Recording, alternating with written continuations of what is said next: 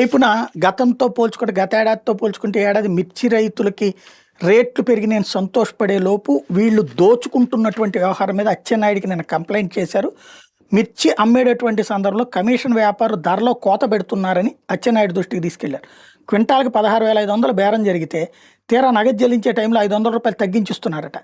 పలువురు రైతులు మంత్రి అచ్చెన్నాయుడికి ఫిర్యాదు చేశారు. గుంటూరు వ్యవసాయ మార్కెట్ కమిటీలో సీజన్ ప్రారంభమైన దృష్ట్యా బుధవారం మంత్రి అచ్చెన్నాయుడు చుట్టుకుంట్లోని మార్కెటింగ్లో కమిషనరేట్లో రైతులు, ట్రేడర్లు, కమిషన్ వ్యాపారులు, రవాణా ఆపరేటర్ల అధికారులతో సమావేశమయ్యారు. ఈ సందర్భంగా రైతుల సమస్యలు ఆయన స్వయంగా అడిగి తెలుసుకున్నారు. కర్నూలు, పల్నాడు, ప్రకాశం, గుంటూరు జిల్లాల నుండి వచ్చిన రైతులు తాము ఎదుర్కొంటున్న ఇబ్బందులు మంత్రికి నివేదించారు.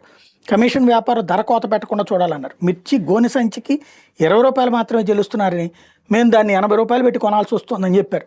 కోల్డ్ స్టోరేజ్ యజమానులు అయితే మిర్చి బస్తాలు నిల్వ చేసే సమయంలో ఒక ఛార్జీ చెప్పి బయటికి తీసేటప్పుడు ఒక్కో టిక్కీ మీద అదనంగా 50 రూపాయలు పైగా వసూలు చేస్తారని చెప్పారు.